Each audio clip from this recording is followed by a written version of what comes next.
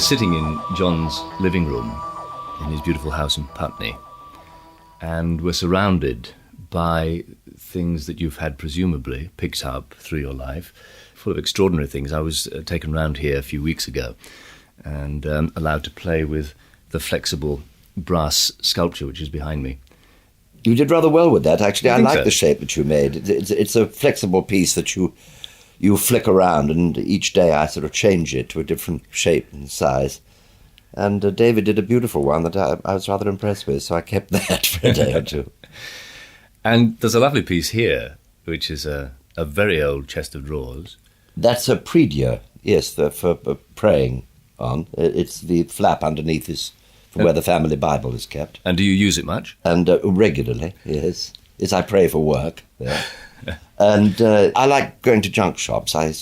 Whenever I was touring in vaudeville, in the Variety, during the day, I would just go around all the junk shops. There aren't any now, really. They're all on the antique circuit, and you can't pick up the bargains you used to be able to. But I found paintings and beautiful pieces of china and Bow and Chelsea china, absolutely unshipped and unmarked, and picked up for shillings. And paintings as well. You must have got rid of a lot of them. Yes, I had to. When I used to have a large house in Castle now in Barnes, which was a Regency house, pure Regency. And it had an enormous living room, or dining room, which I had my office up at one end and the dining room at the other. And this because I was able to use as a picture gallery. But of course in this little house I couldn't possibly accommodate them, so they had to go. Some of them are out in Spain, and my best ones are here. You've had such a long time to collect these things. And yeah, I know what you mean. Very tactfully put. I imagine that your career must have started after the war, because that's when you first came to prominence, especially in radio comedy. I started years before the war. And this is extraordinary, because I do know you were born in 1919, but it seemed to me that, all right, the war comes along, you're a young man then, and you go into the Navy, and you left the Navy to become an entertainer. But that's not the way it happened at all. Not at all, no. Do you want to know that I don't? It would be interesting to know. Yeah. Well, I come from a very old theatrical family. My father was an eminent playwright called Jon Pertwee. He was originally a Royal Academician painter, and then he became a short story writer during the First World War. But before that, my grandfather was connected with entertainment in as much as he was a speaker, reciter of verse. And so we were all very deeply steeped in theatre, and always have been. And my brother Michael is the playwright, my cousin Bill, the actor. So it was a tradition that I had to continue, and I wanted to continue from the very early age. I always wanted to be an actor. In fact, I used to act in plays that my father and the famous romantic novelist Denise Robbins used to write. She used to write terrible trash, and for years tried to persuade my father to read them and tell her that she had at last written a worthwhile book. My father never gave her that pleasure. I think he gave her other pleasures, but he didn't do that. And they used to write these plays that my brothers and I used to be in, and Laurence Olivier, when he was a very young man, he used to act in them too. And all the family did, because there was no television or comic radio in those days. So that was it. That was the entertainment. So I immediately left school. I joined the Arts League of Service Travelling Theatre, which was a fit-up company, which travelled all around the country. The men used to rig the theatre, put the theatre up on whatever platform we had, and the girls used to do all the costumes, and we carried everything in skips. I was directed by Donald Woolfett, so it was high standard of direction. Hermione Baddeley had been in that company, and Angela Baddeley, the Baddeley sisters. It was very, very good background indeed. And then I joined repertory companies. I was at RADA, of course, prior to that, the Royal Academy of Dramatic Art, which I was thrown out of. I was a Brighton rep, Birmingham rep, Liverpool rep, Jersey rep, and I was thrown out of that too. and then came into the West End, a play called To Kill a Cat. I didn't last long in that either. Were you thrown out? I was, pretty well, yes. I was in It's that my part was taken away from him, was given to another gentleman. Always remember his name. His name is Blake Edwards, which is funny because it's the name of a director, isn't it? But not that. Yes, it wasn't Blake the same one. No. Sean Sutton, who became eventually the head of BBC programmes, he was the youngest stage director in London at the time in our show, and I was the youngest sort of juvenile at that time in a successful West End play. But I said not for long. This is very intriguing. What was happening? Why were you thrown out of RADA? Why were you thrown out of Jersey Rep? And what happened in To Kill a Cat? Were you a very angry young man or very stubborn? Not at all. I wasn't angry at all. I was just stupid, really. I thought, being of a sort of theatre royal family, I thought that I knew it all. I'm an instinctive actor and always have been. I haven't had to work very hard to achieve a result, if you know what I mean.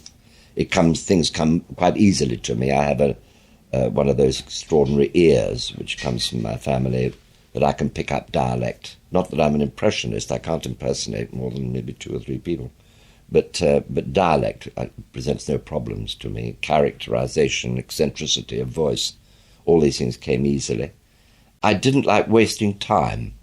And at RADA, I considered that learning to be a Greek wind, which goes, ooh, when everybody spoke, ooh, and waving your hands up. Now, I thought that was a waste of everybody's time, my father's money and everything else. And so I rebelled about being a Greek wind and was told that I had to do as I was told and be a wind or leave, virtually. It was more than that. I mean, quite a row developed between Sir Kenneth Barnes and myself. And he said he thought it would be better if I left. The funny thing about that was, which is an old story now, is that Noel Coward was present at the last show that I had to appear in RADA. And I played the man who was murdered in the first act, and I played the detective who found out who murdered me in the last. At the end of the show, Sir Kenneth Barnes said, Mr. Coward, was there anybody that, particularly in the company, that you enjoyed? And Coward, yes, I was very, very impressed by 2 excellent performances.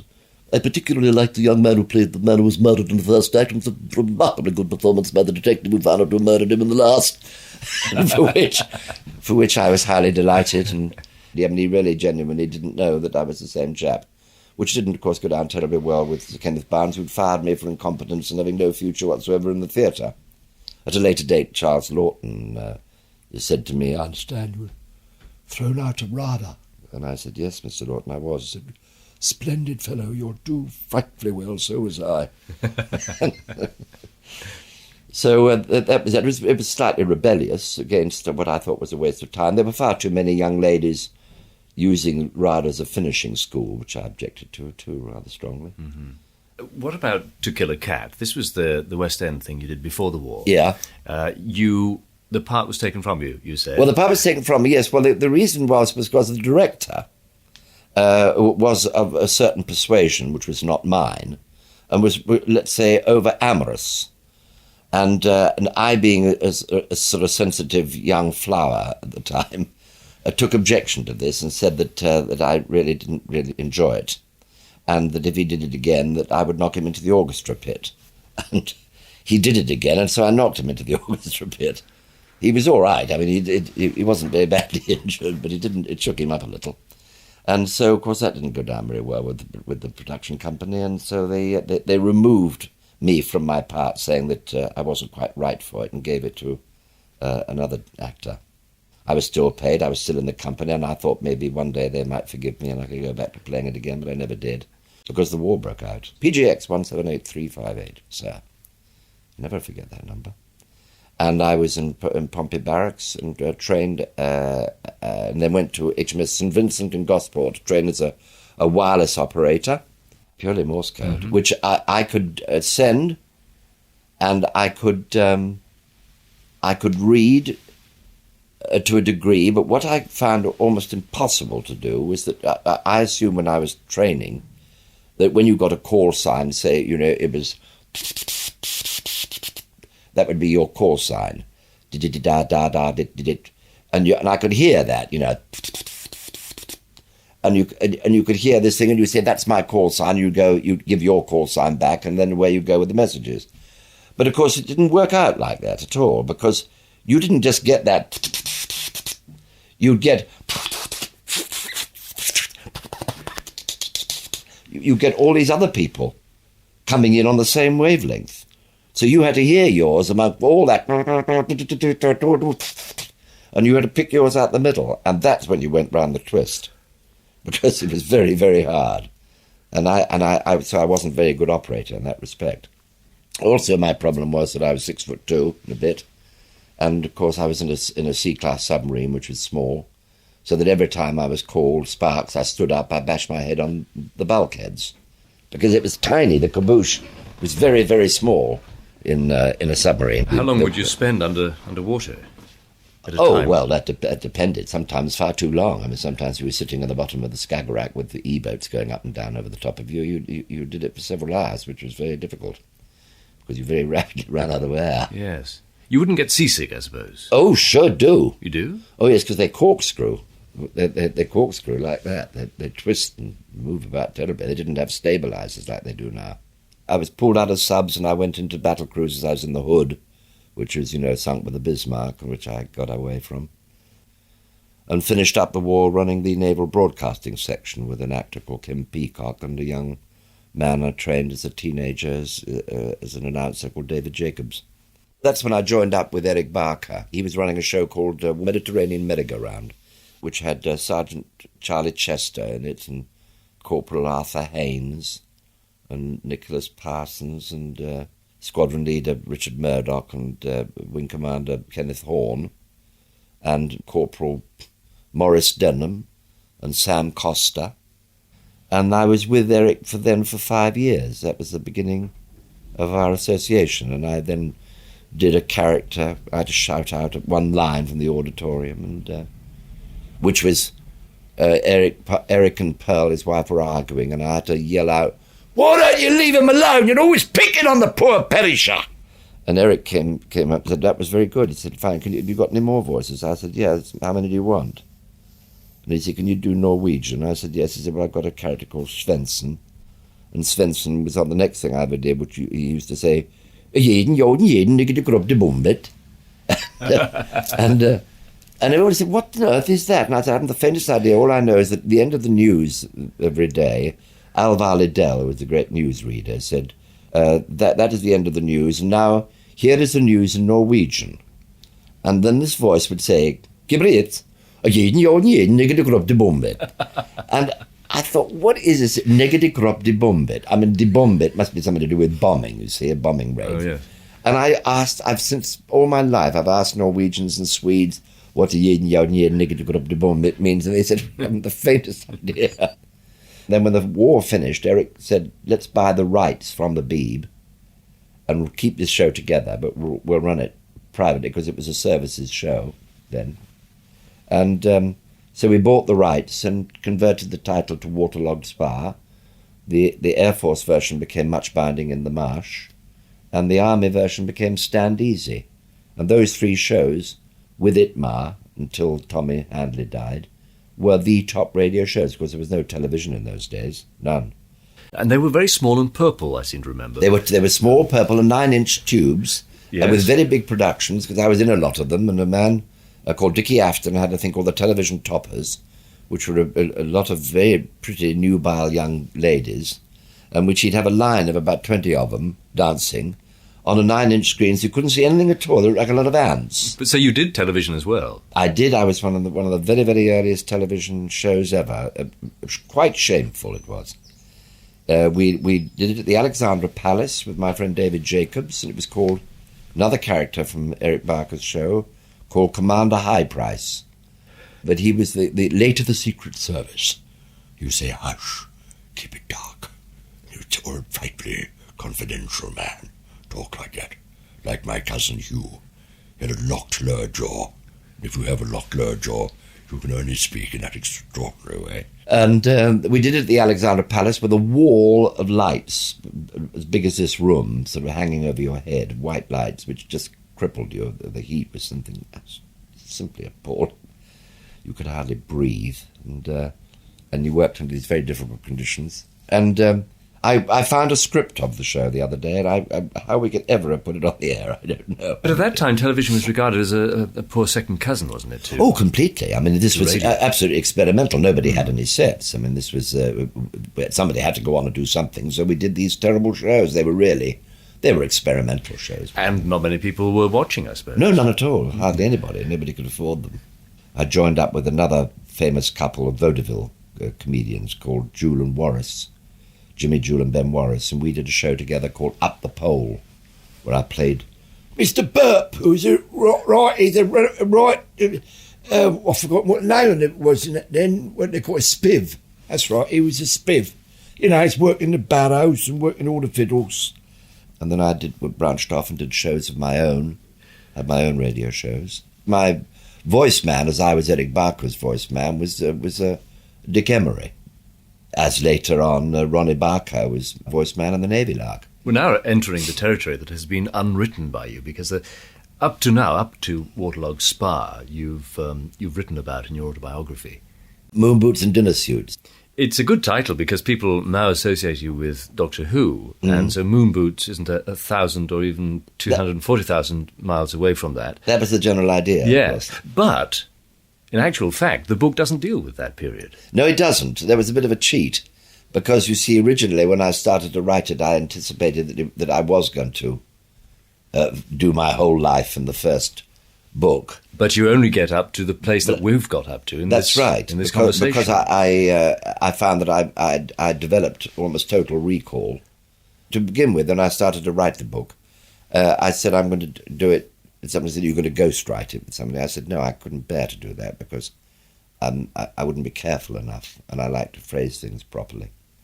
And then somebody suggested do it with a microphone, and so I sat with a microphone and a tape recorder in front of me. And I started and said, I was born in 1990, and I went completely scarlet. I remember by myself in the room blowing up like a barrage balloon and going red and popping and thinking, this is terrible. I'm embarrassed by myself. So I said, I can't do that. So I threw it away. And I said, I took a big notepad and a pencil and started to write it by hand. And this is the only way I can write, is by writing by hand. It's one of the very first times that I've ever really looked at myself. I've never really fancied myself. I'm not my type, and I rather avoided what the Americans say. You know, don't you want to know where you're at? I didn't really want to know where I was at. I thought I'm doing quite happily, thank you, without knowing where I'm at. And I've never had that great desire for sort of self-criticism or self-analysis that Americans have, and now it's becoming very prevalent here. But you didn't set about to do it in the autobiography. I didn't set about to do it, but I found that automatically one was doing it, because you were writing. I wrote about my emotions as a child, which I'd never ever written about before, or ever really thought very carefully, like, for example, why one kills things as a child. You know, why you tear wings off daddy longlegs and tear their legs off.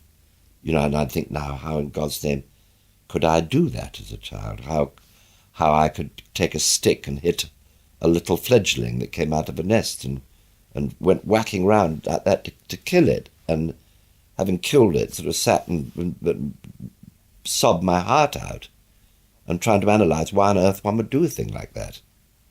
I've never found out, of course, why one's done it, but at least one would be able to sit down and think about it. Yes.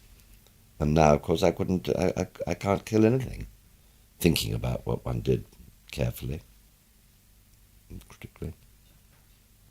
So if we take up the story from where you left off, Moon Boots and Dinner Suits.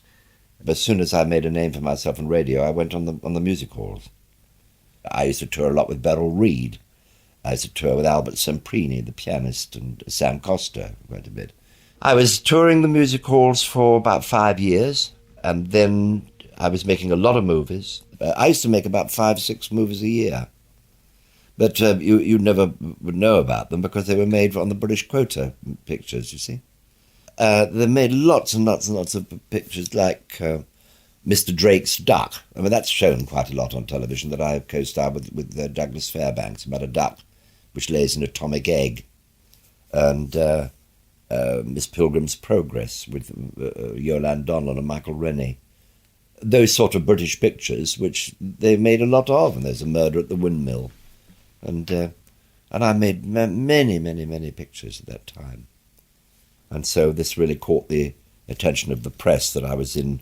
It seemed every medium, and that's when I got the TV and comic nominal award, and then I was signed up by an Australian producer to go to Australia and take the first Folie Bergère review out to Australia, which I did, and that took me out there for a year. I played it for a year, and then I lived in the South Pacific Islands for 6 months, and then I came back, and then it was about then that the Navy Lark started. And the Navy Lark went on until around about, late 70s, you said. Yes, I think also, yes. That means that you were in it at the same time as you were Doctor Who. I'm really terribly sorry. I can't be accurate about because you see, the Navy Lark ran on and on and on and on still, and is still playing. I mean, it played only last week, yes, and it's on the World Service yes. still playing, and so it's very difficult for me to know when we actually stopped recording it.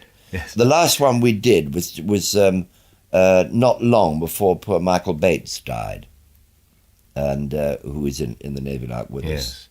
And so I can't really. I have to pin it down to when he died. It was quite a long time ago. But I suppose the main point to come from all this is that of all the Doctors, you couldn't be said to be unknown when you started to play the role. It seems that most of the other Doctors, the press greet by saying this unknown actor or a newcomer. That's with right. you, they certainly couldn't say that. No, You'd that's been in true. the public eye for decades. Mm-hmm. And you took on this role which had been played already by 2 other people.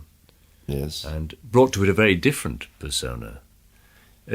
Had you seen the show?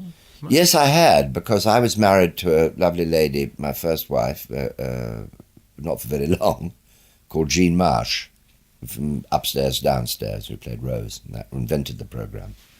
And she had been in it. She played a companion to, I think, Bill Hartnell, or maybe, I can't remember whether it was Patrick Troughton. And she said to me, well, you must watch this, have a look at it. And I'd never seen it because I was always being gainfully employed myself doing something at the time when it was shown. But I did eventually see it and enjoyed it, but I wasn't a buff of the programme. And when she came out of it, I stopped watching it. Although I liked very much Bill Hartnell's performance. I saw, again, the other day, the first Doctor Who ever. I thought it was tremendously good for its age. And, yes, so I was number 3, but I hadn't seen very much of it, no. But I was lucky, of course, because I was the first into colour. Ah. James Bond is very much in vogue. I wanted to be a sort of science fiction James Bond. I wanted to be something completely different. That's why my garb, of course, was so different from Pat's. It was the opposite to Pat. Pat was the tramp, the cosmic hobo, and I wanted to be the dandy and wore all the frills and the cloaks and that. The cloak, of course, being the nearest thing I could get to being a mother hen for wrapping round the chicks in trouble. It's an old story and everybody knows it, but I thought that it was much better to sort of bring the threat to earth, because there's nothing more alarming than find a Yeti sitting on your loo in Bermondsey. You don't expect to see a Yeti in Bermondsey on your loo, but you do if you go into the Himalayas. And so therefore I thought that the threat coming to earth is much more alarming and is much more exciting. This is something that you talked about with the production staff. Oh yeah, sure. As your entry into the programme. Oh yeah. Well, we started off that way. Yeah. And because if you remember, the Spearhead from Space was the first one I did, and this was on Earth and the forming of UNIT, and I liked it so much. I said, let's keep it that way. The first season was supposed to be that, and then they were obviously going to change it, probably go back up into space. And I said, well, why spoil a good thing? We're doing very well with this format. Let's keep it. And by this time, I liked the team. I liked working with the Brig and with Nicholas Courtney and John Levine as Sergeant Benton and the rest of them. I thought it was a good team. So that's the way we went. I mean, I did spend a certain amount of time in space, but not as much as the others. Yes, but it was a very serious character as well, really, wasn't it? Very well. That's, yes. Compared to what you'd been doing in radio and so on. Yeah, I wanted to break away from what I'd been doing and do something different, as I always do. Every time I'm a great wriggler. I never stay still for very long. I'm always wriggling, professionally, and I'd done the funnies, and I wanted to do something straight for the mass public. Remember, I'd never really hit the public en masse with anything apart from, on radio I had, of course, but then in radio I was always playing characters. You were wriggling like mad then, because Yes. you were so many different people. Well, I played about 40 different characters over the whole period of the show, and when Ronnie left, of course, and Alistair Scott Johnson, the producer, said, "Who should we get as another voice man?" I said, "Nobody, I'll kill you if you get anybody else. I'm so sick of playing the one character, the Chief Petty Officer Pertwee. I want to play other things as well." So he then let me do the things that Ronnie had done, which is playing all the eccentric characters. So I wanted to get away from that with Doctor Who and play one central character. So you didn't have a great temptation to suddenly burst out into a funny voice? Not at all. I did it twice, and although the fans loved it, when I dressed up as the old char lady in the factory in Wales, I dressed up. Went into drag, became an old char lady cleaner, and then I did a Welsh. I pretended to play a Welsh milkman to get into an establishment, but that was the Doctor being, putting on the disguise and which doing it very well, which he got away with. Yes. So you pursued this man of action, the James Bond character? Very much so, because I love gadgetry myself. I have every Yes. gadget, any new gadget comes, you'll find it in this house somewhere. I ride motorbikes and fly and dive and ski and snow and water. And so I wanted to incorporate that into the programme, and Barry Letts, the producer, allowed me to do so. And so if I saw some wonderful new gadget in the boat show, I'd ring Barry and say, "They've got a jet boat that folds up into a briefcase," and he'd say, "Great, we'll put it in the programme," which we did. And that's how the Hoomobile came about. I built the Hoomobile myself. Well, at least I had it built and designed it with somebody. This is Betsy. No, not Betsy. Betsy was the old Edwardian car, which again was another idea of mine, because I said he wanted to. The first show that I ever did, the Doctor drove a wonderful old 3098 Vauxhall. And I said, what a good idea that he should have an old type car, and therefore we'll go with the old type clothes. That's why it made me stick to wearing the cloak, because it's originally, when I escaped, this is how I got into all this gear, was when I escaped from the hospital, I stole a frilly shirt from a young man in the changing room, which was very trendy then with a dinner jacket. And I stole a cloak from a very eccentric professor who came in this Vauxhall 3098 car with a big wide black hat, which originally I had, and somebody had a dinner jacket, a smoking jacket, and that's how the outfit came about. And then I said to the brigadier, "Can I keep these clothes?" He said, "So certainly not. The doctors want them back." And I said, "What about the car? Can I keep that?" He said, "No, but if you like it, we'll get you something similar."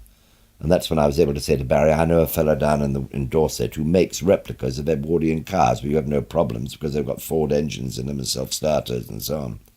So he said, "Great," and that's how Betsy came in. But then later I wanted to have a very modern car that looked as if it would fly through space and like a hovercraft. And so we built or at least I had built the Hoomobile, then took it to the BBC and drove it on the road.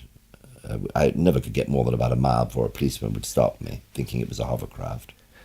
And I said to Barry, "Look out of the window." And he looked out of the window and said, "Good God, what's that?" And I said, "That's the Hoomobile." He said, "What is it?" And I said, it flies and it goes underwater. It was all this." He said, "Can we use it in the Doctor?" I said, "If you didn't say that, I'd have committed suicide." It's cost me a fortune. But unfortunately, I wasn't in the programme very long to take full benefit of it after that. It only appeared, I think, in 2 shows. But it's still very well known. You were in the programme for quite a long time, weren't you? 5 years. 5 yes. years. It's and that's very nearly the longest, isn't it? Yes, I was the second Really? longest. Tom was 7. Tom Baker. Did you get fed up with it? No, not at all. I was very distressed when my team broke up. It was, first of all, Katie had left, but that didn't matter so much because Liz Sladen took over, and she was excellent. In fact, she was Katie had sort of magic moments, but it wasn't as consistent as Liz. Liz wasn't quite the magic that she was, but she was a very, very accomplished actress. And I enjoyed the two of them very much. And then Roger, of course, was one of my greatest personal friends, Roger Delgado, who played the master. And he was killed in that hideous motor accident in Turkey. And then Barry Letts, the producer, was moving on, and so was Terence Dix, the script editor. And I thought, well, that's ridiculous. The whole team's breaking up. I'll go if they don't pay me more money. So I said, I'd like to stay on for one more series, but I'd like you to pay me some more money, otherwise I must leave. And they said, well, sorry to see you go. And like that, without any... I said, don't you want to have a meeting and give it a little consideration? And they said, no, not really. I don't think so. We've got a budget to keep to, and that's what it is. And so, bye-bye. So it came as a bit of a shock, but there you are. That's the way the BBC operates. Did you find that changed your life because of the mass media attention? Oh, enormously, yes. Very much so. My life wasn't my own for that period. Mm. And what about playing that part, being associated with the part? Oh, you mean, did it affect my life? Did it affect the way you saw yourself, perhaps? Oh, no. You didn't try to get into the nearest police? I get very exasperated when I read about actors who get themselves into the part and they're impossible to live with because of the part, and they've got to live it, and they've got to go around dirty and scruffy like De Niro is always supposed to be doing, and it's all a lot of crapola. That is absolute rubbish. You're an actor. You're an actor. Wonderful. I remember Peter Ustinov and he and I were doing a show together, and he'd be fooling and kidding around off stage, and then somebody would give it, he'd say, yeah, blah, blah, blah, blah, blah, and then suddenly his moment would come and he'd go, very much important, and he'd go instantaneously into character. And this is the way that I hoped that I was like myself, that I can go into that character immediately, like I do with Wurzel. I don't live Wurzel Gummidge and go around when I'm off screen being Wurzel Gummidge, except when there are kids about. Then I do, because I think that the majority of very small children believe that Wurzel Gummidge is a person, and they don't know anything about Jon Pertwee inside it. But how do you feel then about the media attention? Oh, I don't mind it, as long as people are polite. Media attention, well, that's always good because it all helps the business. And fan attention is all right.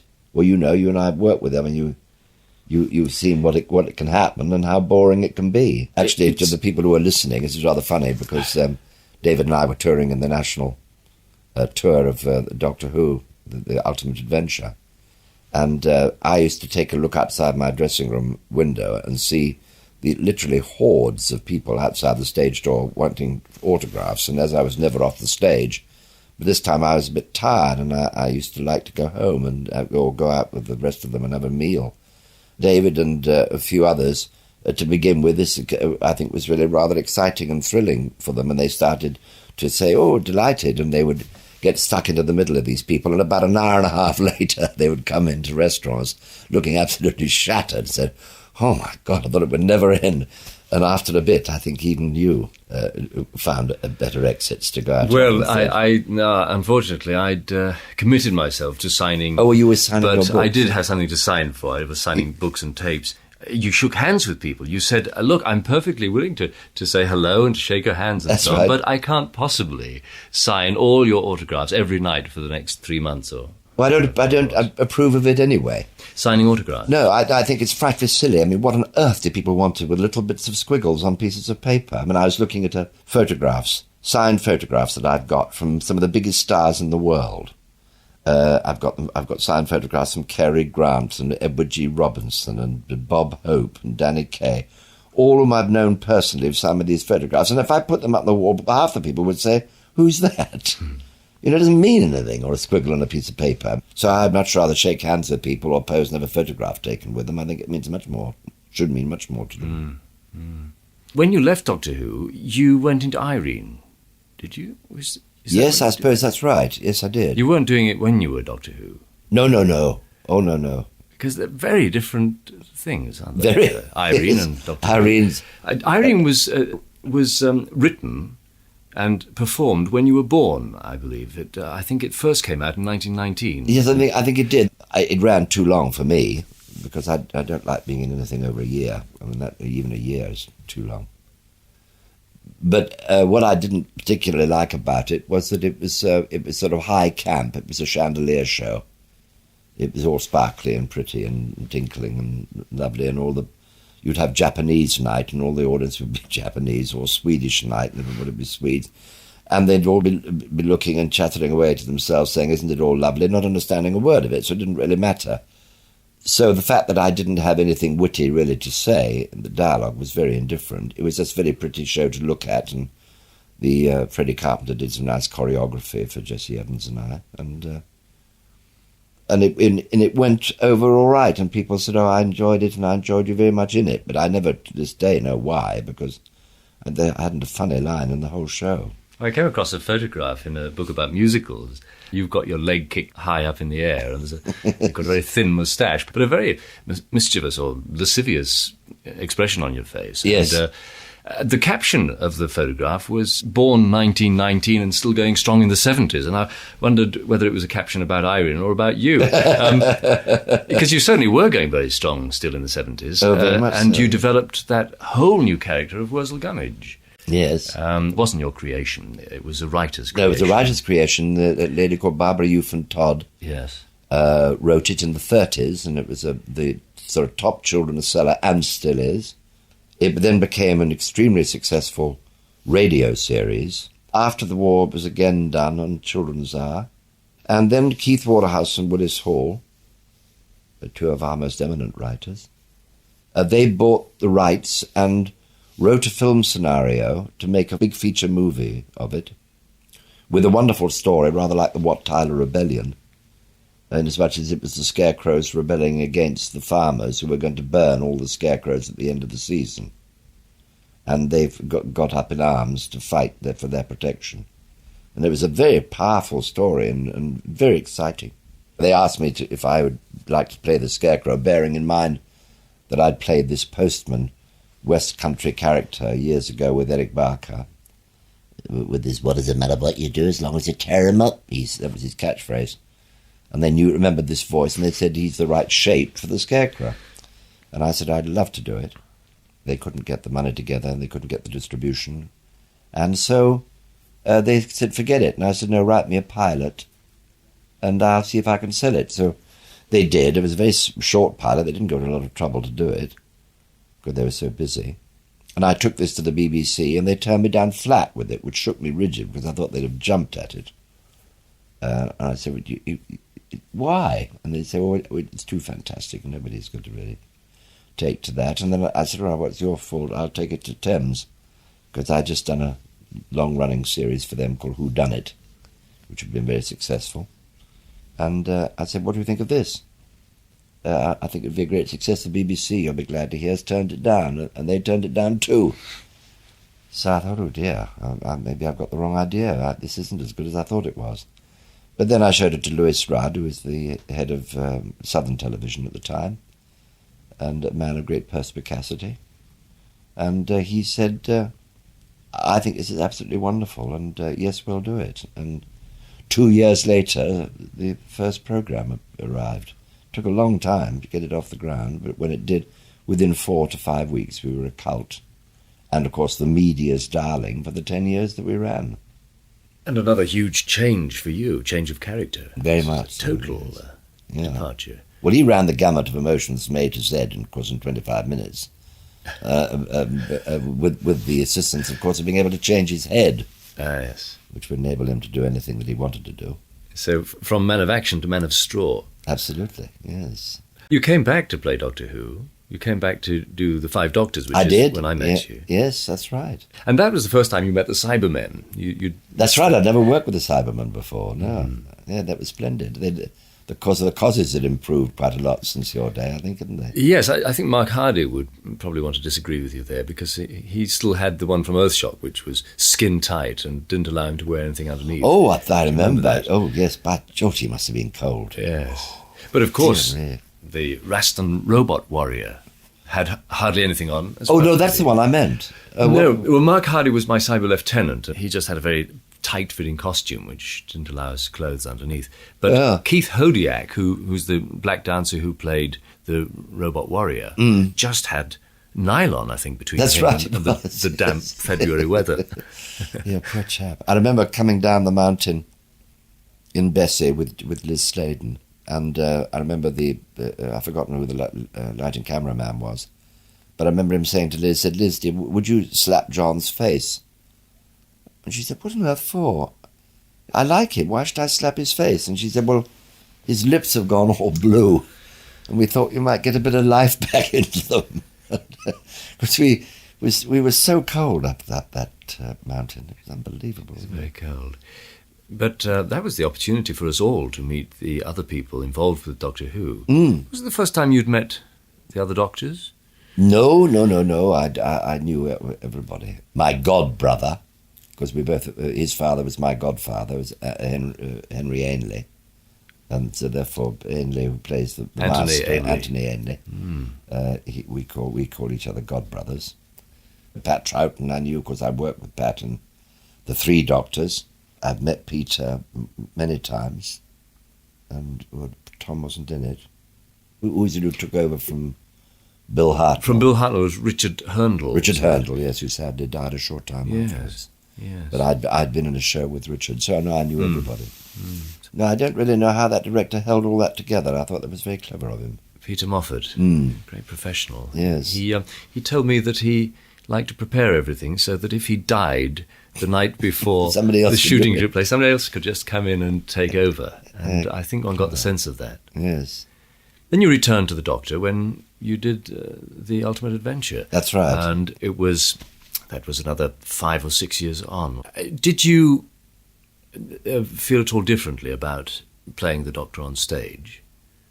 No, I don't. You see, because I've worked in every medium of this business my entire career. I've always jumped from one thing to another. I mean, I've even been in a circus.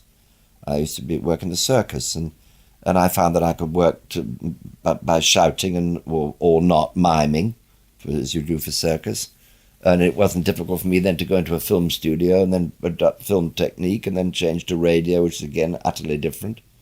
And so, no, I didn't find it difficult at all. That long time period off out of the programme before the Five Doctors, a lot of people have asked me, wasn't it difficult to get back into the character? And it happened instantaneously, because I was with people that I'd been working for years, like Liz Sladen. So as soon as we met and she was in her costume and I was in mine and we were sitting in Bessie, bonk, you were there. It all happened. It was exactly the same as if we'd never stopped, and it'd been 3 days before. But remember, the Doctor was a very straight role. It's really rather me.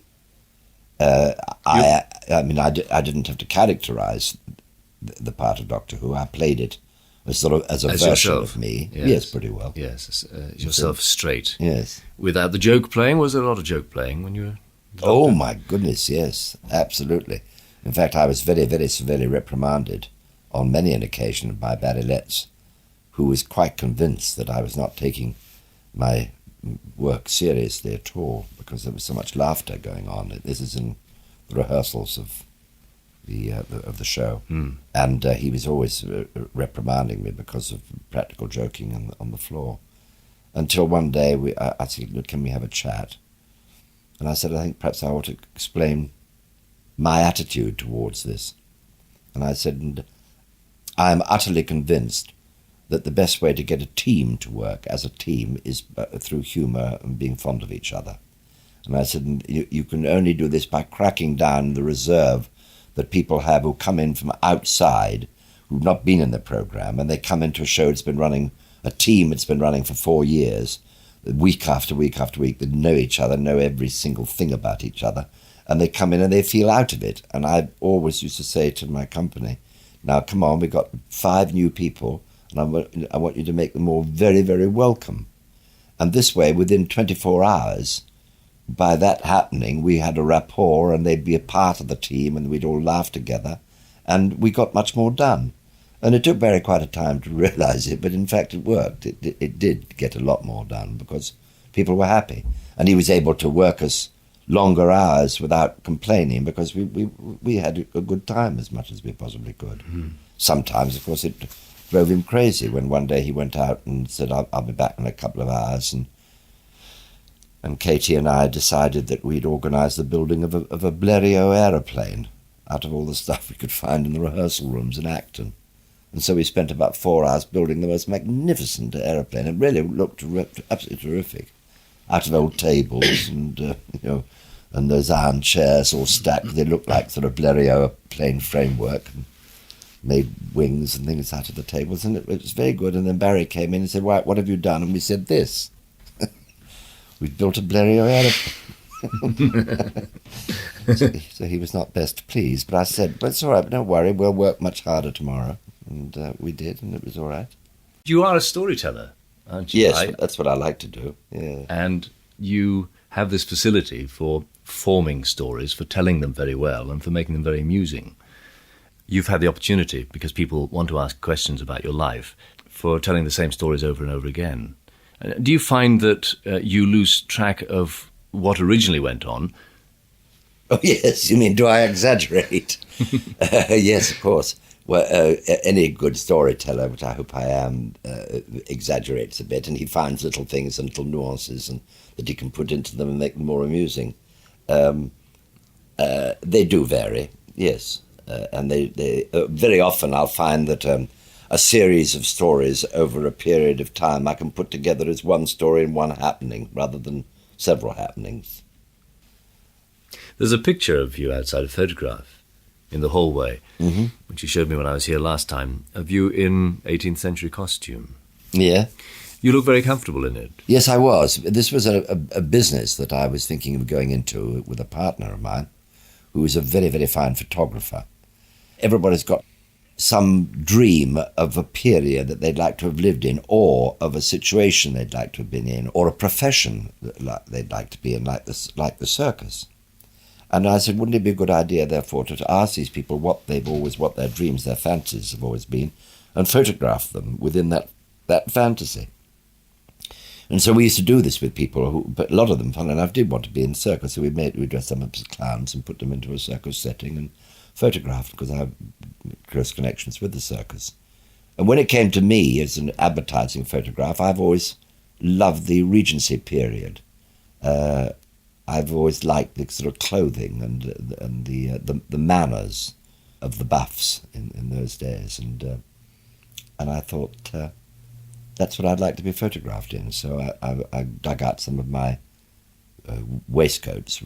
I've got some real Regency waistcoats, and wore a frilly shirt and sat down and composed that photograph. And that was your fantasy? And that was my fantasy, yes. I'd love to wear those clothes. I think they're beautiful.